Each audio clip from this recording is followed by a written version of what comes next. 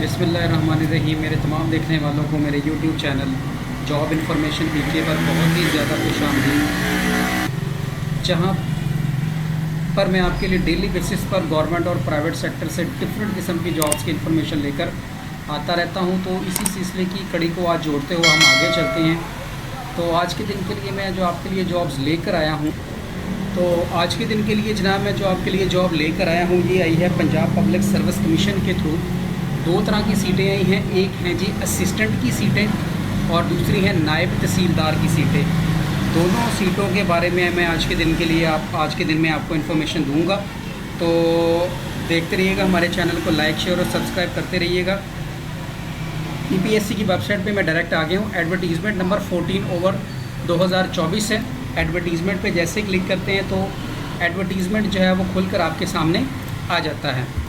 तो जैसे ही आपके सामने एडवर्टीज़मेंट आता है तो इसमें दो चीज़ें आपको बहुत ही वाज़ेह तौर पर नज़र आ रही होंगी। तो जो सबसे पहली सीट है ये है रेवेन्यू डिपार्टमेंट की 68 सीटें हैं, जिनमें जनाब ये सीट है नायब तहसीलदार की और मिनिस्ट्रियल कोटा है, 14वां स्केल है।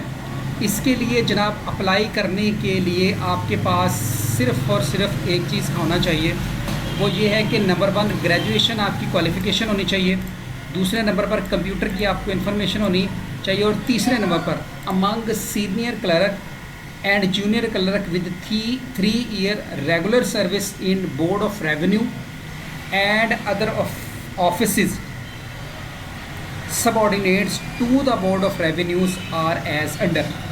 कहता है जी कि अगर आपने एज अ सीनियर क्लर्क और जूनियर क्लर्क रेगुलर होने के बाद 3 साल तक अगर जॉब की है, तो आपने रेगुलर होने के बाद एज अ जूनियर क्लर्क या सीनियर क्लर्क 3 साल सर्विस में गुजारे हों, कहाँ पर, बोर्ड ऑफ रेवेन्यू में, देन जो है वो आप अप्लाई कर सकते हैं। अगर आप कहें कि मैं इस नायब तहसीलदार की सीट पर सिर्फ़ और सिर्फ ग्रेजुएशन के बेस पे अप्लाई कर रहा हूँ तो आपका अप्लाई नहीं होगा, आपकी फ़ीस ज़ाया हो जाएगी।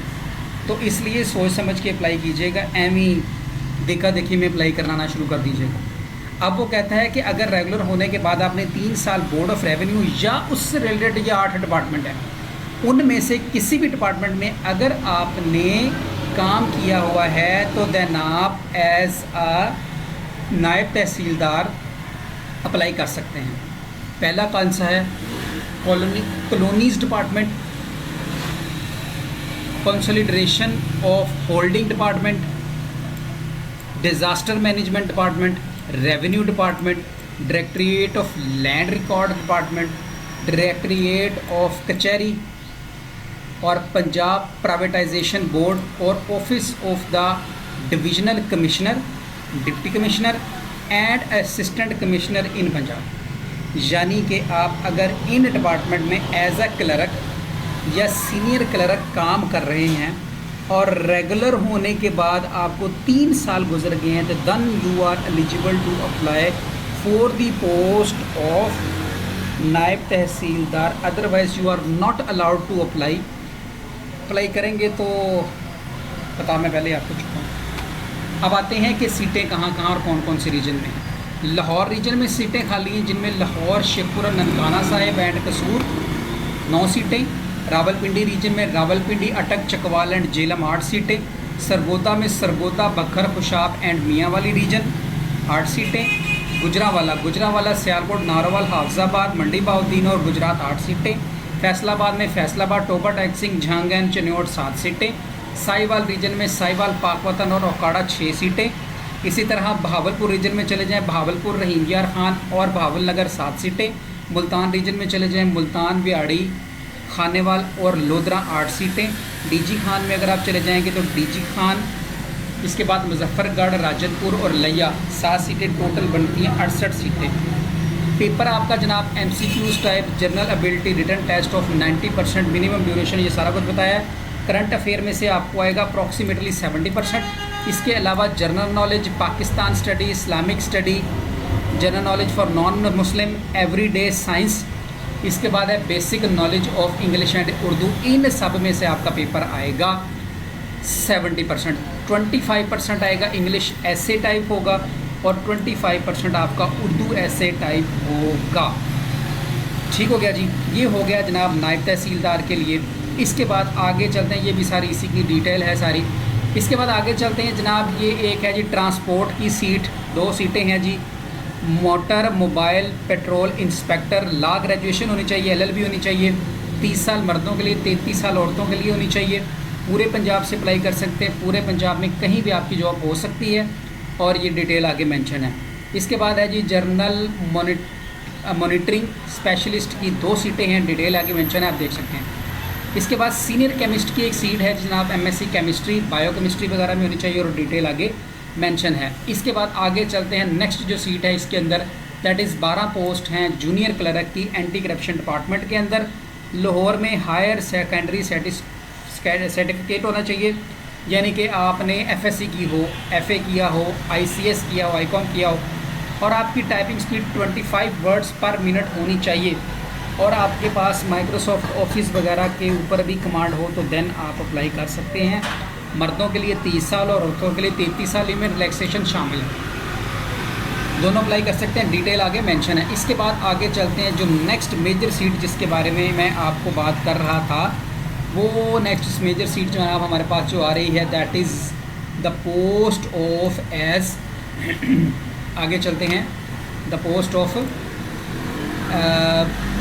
क्या बोलते हैं इसको, असिस्टेंट डिपार्टमेंट है जी services and general administration, S&GAD, ये सेक्रेटेरिएट की सीट है। ठीक हो गया जी। सीटें हैं 108, जिसमें including 2 post reserve for women, इनमें 108 में से 2 औरतों की हो गई, 2 डिसेबल की हो गई, और 5 होंगे माइनॉरिटीज़ की। इसके अलावा बाकी जो है वो मेल लोग अप्लाई करेंगे इस पर।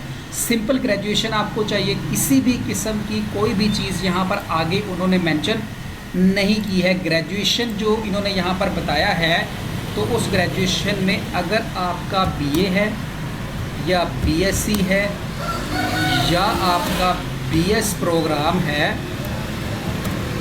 ठीक हो गया जी, any subject you are eligible, तो आप अप्लाई करने के लिए जनाब एलिजिबल हैं, कोई पाबंदी नहीं है किसी भी किस्म की। BA हो सिंपल 2 साल वाला, BSc हो चाहे 2 साल वाली, BS प्रोग्राम किया हो या किसी भी सब्जेक्ट में आपका BS हो, तो आप अप्लाई कर सकते हैं, किसी भी किस्म की कोई भी पाबंदी नहीं होगी। मर्दों के लिए 30 साल रिलैक्सेशन डाल के, औरतों के लिए 33 साल। पूरे पंजाब से आप अप्लाई कर सकते हैं, डोमिसाइल आपका पूरे पंजाब का चलेगा, बट प्लेस ऑफ पोस्टिंग जो है वो आपकी कहाँ की होगी, लाहौर की होगी, उसके अलावा की नहीं होगी, क्योंकि मैंने आपको बताया ये सेक्रेटेरिएट की सीटें हैं। आगे चलते हैं GC के अंदर कि इसका पेपर किस तरह के होगा। 1 पेपर MCQs, इसमें सिर्फ 1 पेपर MCQs होगा 90 मिनट का, जिसमें general knowledge, Pakistan study, current affair, Islamic studies और नॉन मुस्लिम के लिए। इसके बाद जोग्राफी और बेसिक मैथ वगैरह से भी ये सारी चीज़ें आपकी इसके अंदर आ सकती हैं। तो ये सीट थी जी आपकी असिस्टेंट की, जिस पर आप अप्लाई कर सकते हैं। इसके अलावा यहाँ पर बाकी और सारी सीटें भी आप देख सकते हैं। लास्ट डेट अप्लाई करने की है 5 अगस्त 2024, और आप जो है वो अप्लाई कर सकते हैं ऑनलाइन। अगर आप खुद अप्लाई कर लें तो बहुत अच्छी बात है और बहुत अच्छी सीटें हैं, और अगर आप नहीं कर सकते तो हमसे असिस्टेंस ले सकते हैं। अच्छा, इसके लिए आप कोई बुक वगैरह भी ले सकते हैं तैयारी करने के लिए, और एक छोटी सी वेबसाइट है तो जिसके बारे में मैं आपको थोड़ा सा बता दूं कि आप उस वेबसाइट से भी कोई मिनिमम सी छोटी सी तैयारी जो है वो आप कर सकते हैं। वेबसाइट का नाम है जी कॉम्पिटिटिव एक्सपायरियन के नाम से ये वेबसाइट है। इस वेबसाइट पर जैसे ही आप जाएंगे आपको एक current affair, Pakistan affair, Indo Pakistan history, English और अदर के नाम से चीज़ें मिलेंगी। वैसे मेरी एक वीडियो भी है, उसी के अंदर भी इसकी डिटेल भी है, तो आपको यहाँ से मिल जाएगी। अब जैसा फ़र्ज़ करें जैसे वो पेपर के अंदर बताया जाता है, पीछे देख लेते हैं हम। जैसे ये पाकिस्तान स्टडी है जी, करंट अफेयर है, इससे रिलेटेड डाटा देखना हो तो हम यहाँ पर आकर जनाब इसी वेबसाइट से देख सकते हैं। हम देख लेते हैं जी करंट अफेयर से रिलेटेड, इस पर क्लिक करते हैं तो करंट अफेयर से रिलेटेड डाटा अगर कोई हुआ यहाँ पर तो वो आपको शो हो जाएगा। बाज़ औक़ात ये थोड़ा सा टाइम लगा देता है लोड करने में जी। फिल वक्त जी करंट अफेयर से रिलेटेड डाटा अपडेट नहीं था, इन्होंने अपडेट नहीं किया हुआ, तो आप यहाँ पर हम पाकिस्तान अफेयर्स पे हमने क्लिक किया है तो पाकिस्तान अफेयर से रिलेटेड आपको बहुत सारे सवालात यहाँ पर बने बनाए और उनके जवाबात भी मिल जाएंगे। जैसा कि हु